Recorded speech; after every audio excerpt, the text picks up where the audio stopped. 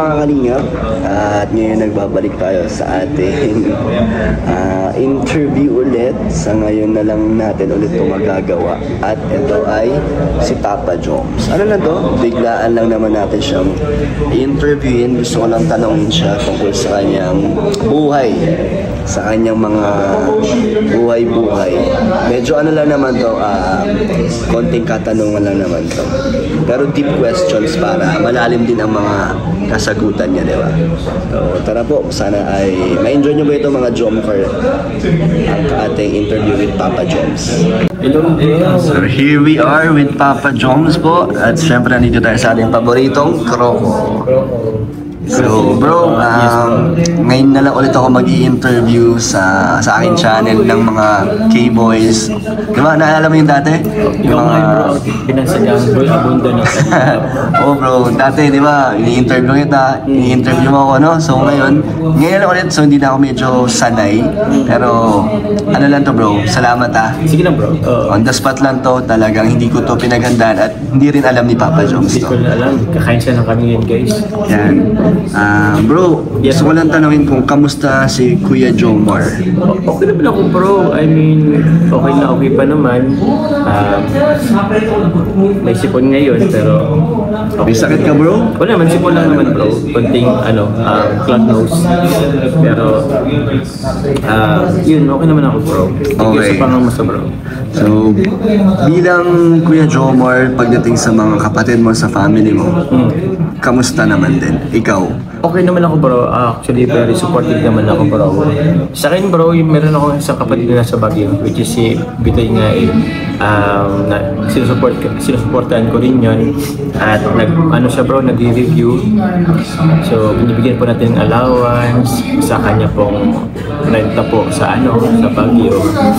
So kasama yun sa mga expenses natin. Nag-aaral siya doon bro? Nag-review? Nagre-review bro for licensure. Licensure ba yun? Sa Baguio? Sa Baguio. Okay. Graduate naman na siya bro. Okay. 4 years. So yung mga expenses na doon, sagot mo? Oo bro. Okay. Support ko bilang kapatid. Though wala naman akong bro. I'm not expecting naman bro. Kasi nag-worry din kasi siya bro. What if daw hindi siya maipasa, parang ganun. Ako naman, sige lang. Kung hindi makapasa ngayon, edi sunod ulit. Pero syempre, we're praying na sana makapasa siya. Kasi effort din naman niya. Nakikita mo naman na desidido siya? Desidido naman siya bro, kaya sinusuportahan ko din naman. Nice. So, hindi ka nangingi ng return sa kanya. Basta ibigawin niya lang yung best niya, okay na yun? Oo, tsaka bro hindi naman yan bro para sa akin din naman. Syempre, parang inihahanda rin natin yan sa kanya bro, sa future niya. Diba? Kasi ako bilang kuya, andyan naman yung support ako hanggang hanggang tumanda. Siyempre bilang kuya, dyan talaga yan. Pero siyempre, rin siya siyempre magiging provider din naman siya bro if ever magkapamilya. So, I'm wishing the best of him sa life, maging successful. Hindi lang naman sa kanya, sa mga kapatid ko pa. Okay. Yun bro. Nice. Pero bilang anak ka naman ng mga magulang, nanay tatay mo, kamusta naman din? Okay naman bro, si Papa nga bro, wala na. Si Mama na lang pang solo, pero yung kumbaga, si Mama is okay din naman si Mama. Pinoprovide din naman natin siya ng mga needs niya. Sa mga meron din siya bro mga proyekto sa bahay, mga konting proyekto lang kasi mga repair okay. Ganun. Ayun, inano din natin yan, tawag niya, tinutulungan si Mama, sinusuportahan. So, sa madaling salita bro, lahat ng mga pangangailangan nila is sinusuportahan ng family mo? Bro, I mean, meron din naman kasi ako bro, ilan ba? Siguro 3 kapatid na medyo nag-work. Yung isa ako po, si Joey nasa Manila, si Ate Karen, although meron kasi siyang anak si Ate Karen pinoprovide din naman yun. Yung isang kapatid, yung architecture, kahit pa paano meron din naman kahit pa paano yung income. So, hindi naman bro sa akin lahat. Siguro yung medyo mabigat lang na yan. Pero yung mga for daily needs, mga for daily nila, expenses, tinutulungan naman nila bro sila mga Grabe bro, ang gaganda ng work or ng mga natapos ng mga kapatid mo, no? Talagang professional talaga. Oo bro, din naman. Oo. So, sa naman tayo bro, pagiging kalingap Kalingap Jomar mo naman. So, kasi di ba karamihan or halos lahat nakikita kanilang masaya ka, okay ka sa camera, di ba? Pero yung totoong Kalingap Jomar ba, pag walang camera or sa likod ng kasiyahan, may mga lungkot or mga problema rin bang dinadaan? Hindi naman Dinadala si Papa Joms. Siguro nalulungkot ako bro pag halimbawa nasa corner lang ako or madaming iniisip.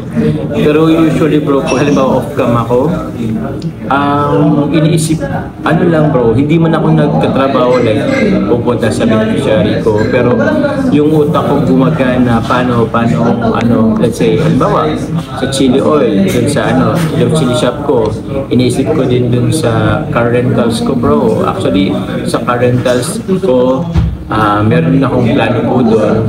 So, inasikaso ko din. Ano pa ba? Meron din Joms de Fruta.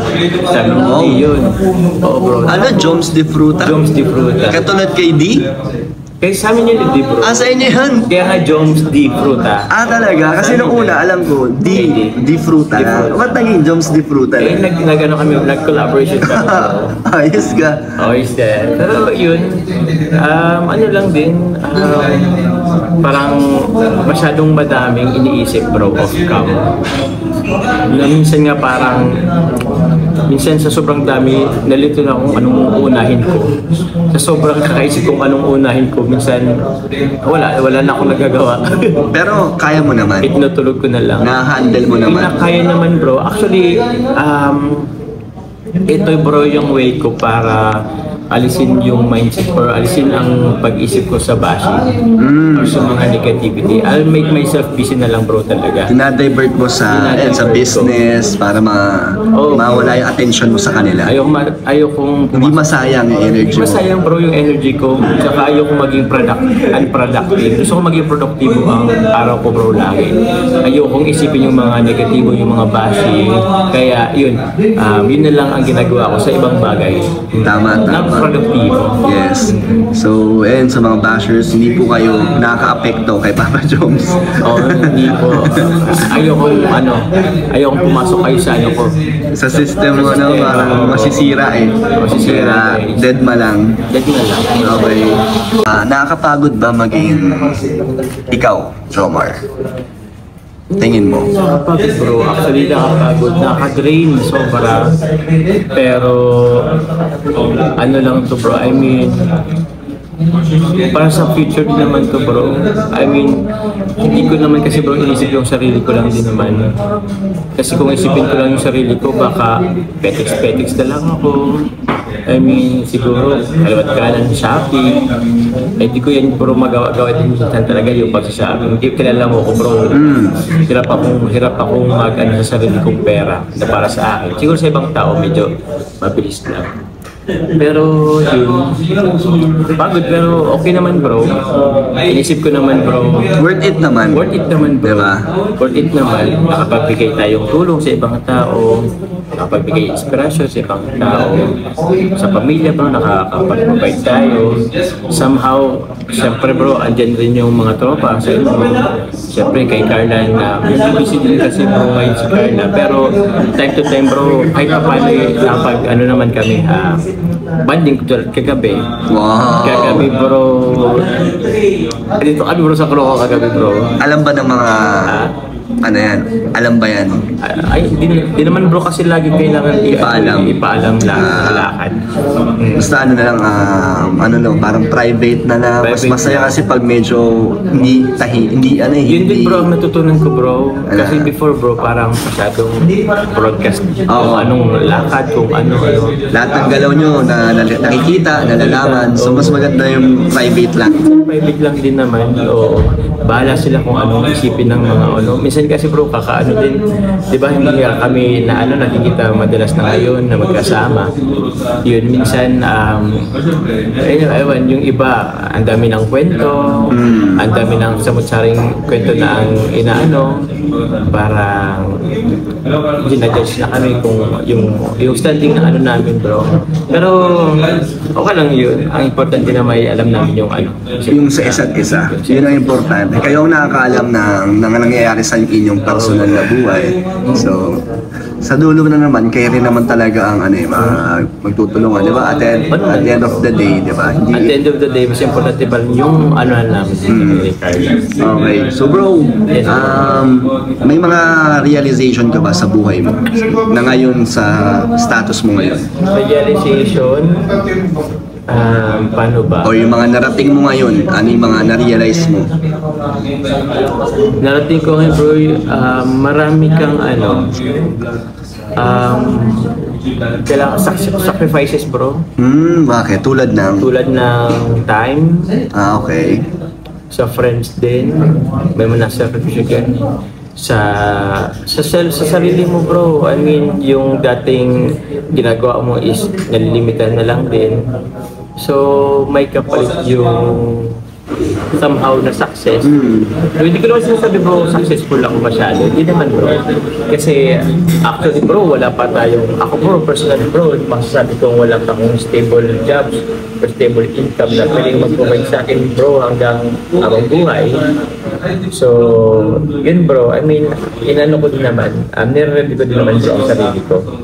Diba? If ever sa akin bro, maganda pa naman ang ng channel, nakapagbahay pa tayo, pero what if dumating yung time na hindi na natin kaya, hindi na rin natin kaya makapagpabahay, at the same time, yung para sa atin, hindi na rin kayang i-provide yung mga needs natin. So, kailangan as early as now, gumagawa ka bro ng paraan, paunti-unti. Hindi man maging successful lahat ng yun, kahit paunti-unti lang, at least may ginagawa ka, parang ganun. Malay ba natin, di ba? O may maging tayo sa ibang bagay. So, yan lang naman bro. So yung bro, yung bahay na ginagawa mo ngayon, parang na-imagine mo ba yan, ilang taon bago? Parang years ago nangangarap ka lang. Ngayon, ayan na, ginagawa mo na. Actually bro, hindi ko naman inimagine bro na magkakabahay ako eh. Kasi like at the age of late 20, ganun, hindi po wala pa naman akong Wala akong plano. Tsaka wala akong income din talaga. Or wala akong, masasabi natin malaking kinikita man din. Pero I don't know, in God's grace, sa plano ni God, wala binigay sa atin ito, which is thankful naman ako, sobrang salamat din naman talaga kay God. Kasi kahit pa paano, hindi pa naman bro yung bahay natin, bahay ko, pero may nakapag-umpisa na. Diba? Nagsisimula, may progress na. May progress na bro. And yung bahay naman yan bro is din naman yan. Hindi naman matitengga ang ang pera dyan. Kailangan pa ikutin yung wala na kung anong maisip. Okay, so gaano ka naman kasaya ngayon, Papa Joms? Masaya ako bro. Masaya naman ako ngayon bro. Masaya. Somehow contented ba? In some way, somehow contented sa ibang paraan. Okay. Pero yun, masaya naman. Sa ngayon, wala naman masyadong iniisip. Inisip ko lang yung, wala lang, siguro, alam ba bro yung tipong, ayaw mo na lang isipin masyado yung future. Kasi kakaisip mo nun ng malayo pa, baka mabaliw ka, may stress ka. So, parang, ayun lang, dinadaanan ko lang kung anong ngayong araw, edi okay. Let's say mag-fail ako ngayong araw, edi another try bukas. Malay mo, bagay successful lang ang buhay. So, okay. Lang bro. So, di mo pa pressure yung sarili mo? Yun lang. Somehow bro, dumating din ako na parang napipressure din naman ako. Pero, sabi ko, kung napipressure kasi ako bro, parang napipressure ako kakaisip sa future, hindi ko na na-enjoy yung present. Diba? Alam mo Tama. So, pa lang yung kailangan i-balance mo bro. Yung nag-isip ka in the future, gumagawa ka in the future po, pero wag mo rin namang yung araw mo. Parang mag-focus ka pa rin sa present. Focus ka pa rin sa present kung anong pwedeng mong magawa. Kasi yung present mo, yun yung magiging future mo, diba? Oo bro. Diba? Yun din yung kalalabasan. Yun din naman kalalabasan. Okay. So bro, ito, onti na lang na tanong. Ano-ano at sino-sino ang nagpapasaya sa'yo? So dalawang tanong yan. Ano-ano? Ano ang mga nagpapasaya at sino ang mga nagpapasaya? Ano-ano? So, ano-ano? Paano ba? Sa ngayon bro, kasi iba, ang sino-sino kasi tao eh. Ang ano-ano, sa ngayon bro, ang nagpapasaya sa akin, yung pinapagawa kong bahay. Kasi, kumbaga, meron ako nilulook forward bro eh, na sana matapos. Ano-ano pa ba? Ang Kalinga bro, ang YouTube channel, meron akong blessing sa ngayon. Yun bro, masaya ako dun bro. Kayo mga tropa, yan, mga ganyan. Sino-sino, ayun, kasama ko sino-sino. Kayo bro, tropa, Team Kalingap, pamilya, siyempre si Carla natin. Wow. Kasama naman na yan si Carla. Lagi na nandyan yan. Automatic yan bro, si Carla. Yun, kasamahan sa Kalingap. So yun yung mga nagpapasaya. Nagpapasaya sa atin. Okay, so last question bro, from scale of 1 to 10, gaano kalaki ang naibigay ni Carla sa iyong buhay? Gaano kalaki yung parang simula nung pumasok siya sa buhay? Malaki bro. So 1 to 10. 1 to 10. Siguro hindi ko na bro isasagad. Siguro 9 siguro. Uy, grabe. So, ayun na ang question ko lang is sa simula nung nagkakilala kayo. So parang sa buong time na nagkasama at nagkakilala kayo, 9 ang naging 9 out of 10 naging part si Carla sa iyong buhay. Sa iyong parang Sa atin. kung ano ka ngayon. Oo, bro. Wow, grabe. Oo din naman. Ay siguro, ano ba? Oo, kasi yun din bro. Diba? Nalimutan ka kasi bro si Kalinga Prab. Isa rin talaga si Kalinga Prab bro sa vlogan talaga. Oh, syempre hindi niya kalimutan si Kalinga Prab, si Kuya Val, Si Kuya Val. Sila kasi automatic kasi yan mataas na talaga. Talagang kung ano meron lahat ngayon ng Kalinga, dahil yan sa kanila. Dahil sa kanila. So, pag sinabing ano ang, basta automatic yan, sila na lagi ang simula. Sa kanila lagi nagsisimula. Oo, sa kanila nagsisimula. Isa sila tanong mo naman kay Carla, yun tayo sa 9 bro. Yun, so... Siguro yung 1% sa akin na lang din. Nagtira lang ako. Grabe, thank you bro Thank you bro. So bro, Kain na naman tayo. So mga Kalingap, sana na-enjoy nyo at sana naging meaningful po ang ating interview with Papa Joms po. Yan. Thank you so much po. Bye-bye po.